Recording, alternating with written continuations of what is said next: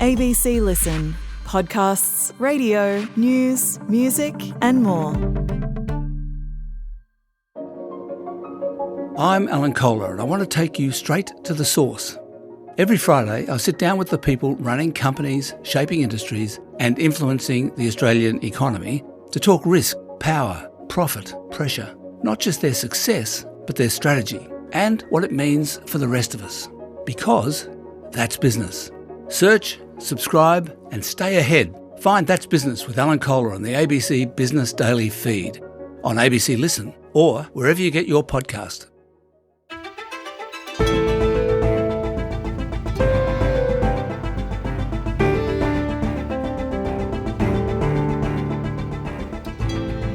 With the Easter holiday period almost upon us, many motorists will be questioning whether they're going to be able to fill up their cars to get around. Will it be risky to travel far from home, not knowing what the supply might be like on the way back? Today, Saul Kavonic, energy expert at MST Financial, on what to expect and why the government's fuel incentives might make things worse. I'm Sam Hawley on Gadigal land in Sydney. This is ABC News Daily.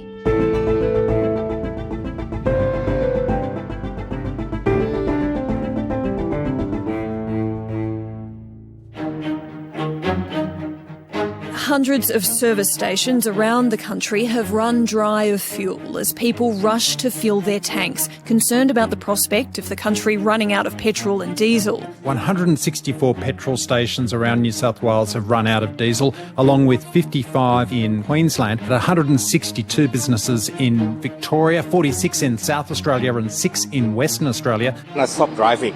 I used to drive to the CBE and I park. And then I stopped driving, I catch a train. So I'm just going to park it up and drive a scooter for the next whenever until the prices go down. Our approach is determined by 4 levels of action. 1, plan and prepare. 2, keeping Australia moving, which is where we are at the moment. 3, taking targeted action. And 4, protecting critical services for all Australians. So at some petrol stations right now, there are pumps without any fuel. And as a motorist, you know, that's a bit of a worry, right? When you pull up and you see that, you're thinking, oh gosh, this is not good.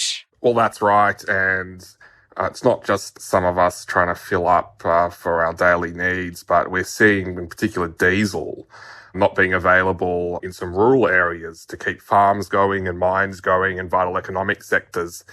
Unfortunately, this is actually just a small signal of what's to come. The real shortages and crunch point hasn't actually arrived yet. Wow, okay. Is it all fuel stations that are running out at this point or just these smaller sort of independent ones? Yeah, right now, these shortages we're seeing, they're localised. It's not a structural issue across Australia.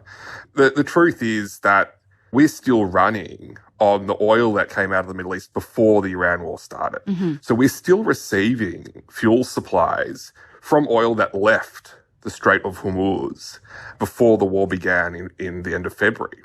Now, what we have seen in Australia is there's been some disruption to some of the logistics, particularly for smaller players who don't have a sophisticated supply chain management. But also there has been some panic buying, which has accelerated kind of some of the impact here. But the reality is that the fuel has still been largely arriving as normal through the month of March. What we're about to see in the next 2 weeks, though, is that's when the supply crunch really hits, because we've basically used up all the oil that made it out of the Middle East prior to the war. And now we're going to be facing the structural shortage, which has resulted as close to 20% of the world's oil supply being shut off from the market. Wow. And when that happens, what? We'll see more fuel stations with signs up saying, we've run out. Look, I mean, that's the risk. The most acute issue is actually going to be in jet fuel first, then diesel, because China has shut off a lot of the jet fuel that they otherwise normally send to Australia. So that will probably be where we are hit the most first.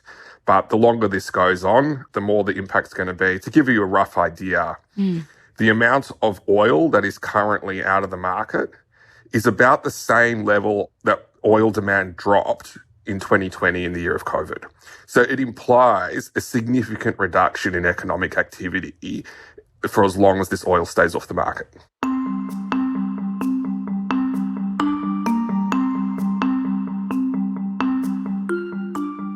Okay, well, and I know this is somewhat superficial given what we're seeing in the world, but a lot of people do have Easter holiday plans. They plan to drive to various places in Australia.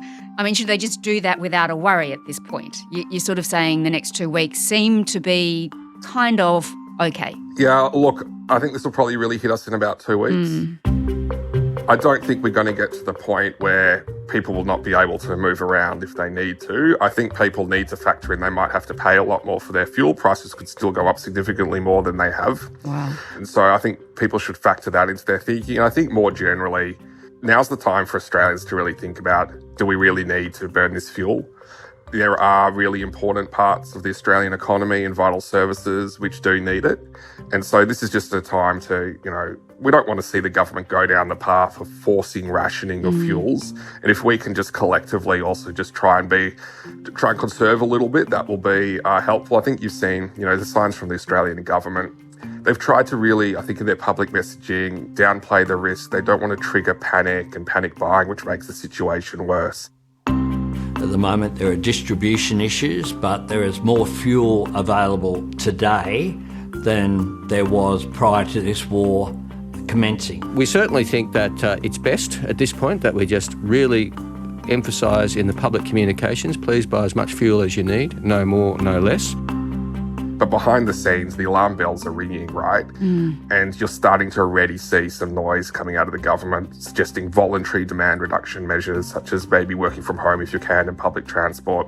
This is, ideally we want to get through this where we keep most of our fuel coming to Australia, and a little bit of just voluntary management is enough to get us through. We don't want to have to go to the next step where the government starts directing who gets fuel and who doesn't.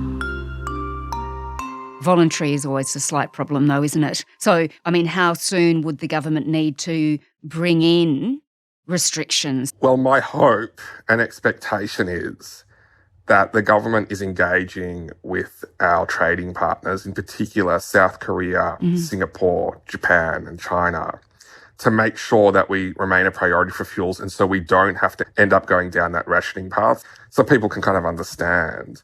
Australia basically imports nearly all of our fuel. We're the most vulnerable part of the fuel supply chain. We're right at the end. And most of our fuel, over 80% of it, comes from South Korea, Singapore, Malaysia and China. Now, the thing is, they don't actually make the oil themselves. They, to make the fuels we need, import the oil mostly from the Middle East. So we're directly impacted here. The opportunity for the Australian government now is we have leverage as a country because we're a big exporter of liquefied natural gas or LNG.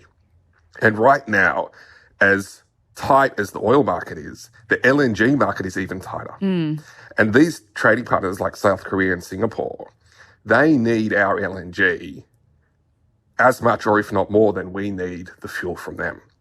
And so this is where the government, and we're seeing, I'm hearing that Albanese himself has been reaching out to our trading partners at their prime ministerial level to remind them that our supply chain security on energy is a two-way street, and we expect to be a priority for the limited amount of fuel exports they have if they expect to be a priority for our LNG exports to them. And I think if the government plays its diplomatic hand well here, we're going to avoid the kind of extent of shortages and rationing that other countries are going to face. So my hope is we get down that path, but if we're not successful in that, then we are going to end down the path of rationing. So we have some leverage, but still nations like Singapore, South Korea, they're in a difficult position as well. So they couldn't they, say, look, we just can't send anymore? Yeah, well, you can imagine if you're in their position, the first priority is going to be making sure you have enough fuel for your own citizens. And the question then is, who gets priority? Will it be Australia? Will it be other countries in Asia? And this is where the diplomatic efforts from the Australian government matter, because I know everyone's kind of hurting now when they fill up their cars. But the truth is there's a much bigger risk here, which is there may not be fuel available at any price, which is much worse than having to pay more to get your fuel. And that's the dire situation that the Australian government's trying to avoid.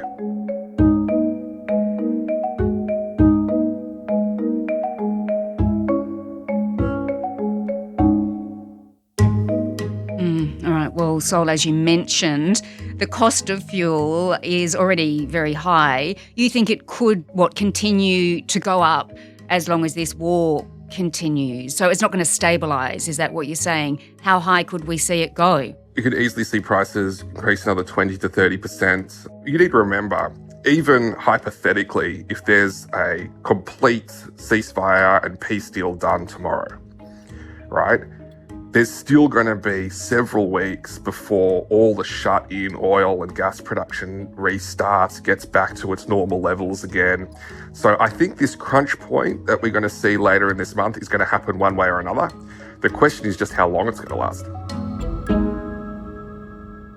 The government, of course, it has moved to help bring the cost down to provide some relief for motorists. The Prime Minister has announced the halving of the fuel excise.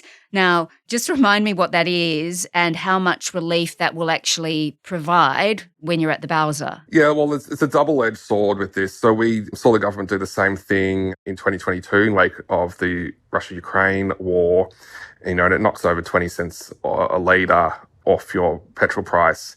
So that's, typical playbook for governments in a scenario like this is first work on your diplomacy with trade partners to secure fuel supply chains and underwrite them, and the Australian government's doing that.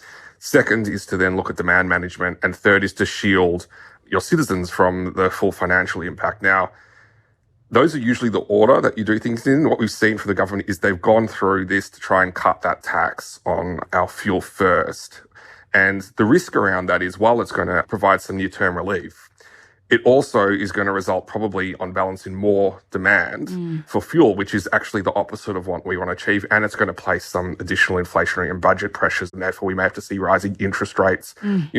What Iran is doing here is they've got a deliberate strategy of weaponizing energy and food and the global economy to try and achieve their own political and military ends. And so far, they're being reasonably successful at it, and we're going to pay the price here at home. And just explain for me how rationing would actually work. Look, it's premature to know exactly which way the government will go, but what is most important is that vital services, so think about it, military, police, hospitals, healthcare, aged care facilities still are receiving fuel to keep going. And same for vital economic corridors, agriculture, food, logistics, transport. So that's, your critical area where the government will make sure these places are always going to have their supply.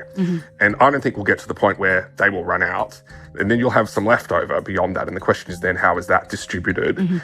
We've seen, for example, other countries around the world, and also historically when there have been oil shocks, going back to the 70s, looking at working from home as a voluntary measure. Does it become a mandated measure, for example, for government employees? Reducing government use, demanding people to drive less, odd or even car plate numbers. You can only drive every other day. Queues of motorists stretched for blocks. Despite the queues, however, service station owners reported today that they had to turn away fewer cars whose number plates didn't qualify them to buy petrol. In Britain, the government has ordered that less oil products be used. There's to be a 10% cut in sales of motor spirit and motor oil, as well as in sales of oil products used in industry and for home heating. The administration may be forced to ban Sunday driving, at least from midday after church. These kind of things that have been used elsewhere in the past. Again, I hope we don't get to that point, but these are some of the measures that could be used to try and limit our demand. All right, so Saul, from everything you've said, we're sort of okay for the next fortnight, but, crunch time really could be coming. And we all, as motorists, need to think about our usage and be careful with it. Absolutely. If we don't see more voluntary decisions to use less, price is going to force the outcome where it becomes so expensive to use our fuel that people will therefore drive less for that reason. I'm someone who's been quite critical of our, government energy policy in the past on both sides of politics, but really at this time, I don't think now's the time to be trying to apportion blame. I think now's really about this issue is so critical for our economy and will flow through to our livelihoods. We really actually want to be trying to support each other and try and support our government efforts to make sure we don't experience the worst of this. Remember, when we're making decisions, Every drop of fuel now that you decide to use is potentially a drop of fuel that a farmer won't have to keep his tractor going to plant food for the second half of the year. So just keep that in mind. Saul Kavonic is an energy analyst at MST Financial. This episode was produced by Sydney Peed. Audio production by Sam Dunn. Our supervising producer is David Cody. I'm Sam Hawley. ABC News Daily. We'll be back again tomorrow. Thanks for listening.